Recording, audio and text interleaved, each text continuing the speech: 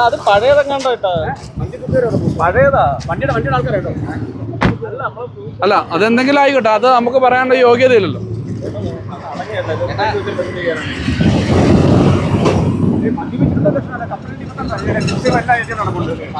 Service റോഡില്ല, two വീലറുകാർക്ക് പോയാൽ മതിയാവുകയുള്ളൂ. അപ്പോൾ അവരെ നമ്മൾ പരിഗണിക്കണം. വരുന്ന സ്പീഡ് 80 സ്പീഡ് പറയുന്നിടത്ത് 100 സ്പീഡിൽ പോകുന്ന ഒരു പ്രവണതയാണ് നമ്മൾ കണ്ടുവരുന്നത്. അപ്പോൾ പരമാവധി 4 വീലർ ഉപയോഗിക്കുന്ന ആളുകൾ ഇതുപോലെയുള്ള ടൂ വീലറുകാരെയും കൂടെ പരിഗണിക്കണം, കാൽനട യാത്രക്കാരെ പരിഗണിക്കണം. ഈ ഒരു അപകടം കാണുമ്പോൾ വളരെ ഭീതി തോന്നുകയാണ്. നമ്മുടെ ഈ NHന്റെ പരിപാടി പുരോഗതി നടന്നുകൊണ്ടിരിക്കുന്ന അവസരത്തിൽ ഒരുപാട് ആളുകൾ ഇതിനകം തന്നെ മരണപ്പെട്ട് ഒരുപാട് അപകടങ്ങളിൽ ആൾക്കാർ ഹോസ്പിറ്റലുകളിലുണ്ട്. അമിതമായ വേഗതയാണ് എല്ലാ അപകടങ്ങൾക്കും കാരണം.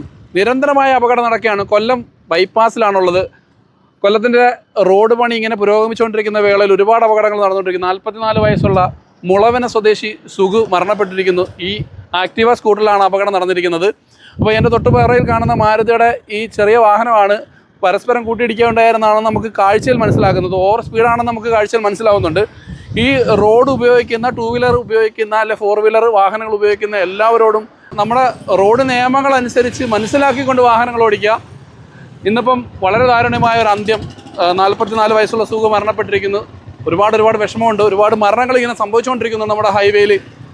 ഇനിയും ഇതുപോലുള്ള അപകടങ്ങൾ വരാതിരിക്കാൻ നമ്മൾ സ്വയമേ തീരുമാനിക്കണം. നമ്മുടെ വാഹനത്തിന് സ്പീഡ് എത്ര രീതിയിൽ നമ്മൾ പോകണം, എങ്ങനെ നമ്മൾ നിയന്ത്രിക്കണം എന്നുള്ളത് നമ്മൾ തീരുമാനിക്കണം. അതുപോലെ തന്നെ ട്രാഫിക്കിൽ എന്തെല്ലാം ആണ് നമ്മൾ ഏതെല്ലാം രീതിയിലുള്ള സിഗ്നലുകളാണ് പാലിക്കേണ്ടത്, എങ്ങനെയാണത് നമ്മൾ മനസ്സിലാക്കേണ്ടത്, അത്തരം കാര്യങ്ങൾ മനസ്സിലാക്കിക്കൊണ്ട് വാഹനങ്ങൾ ഓടിക്കാൻ ശ്രമിക്കുക.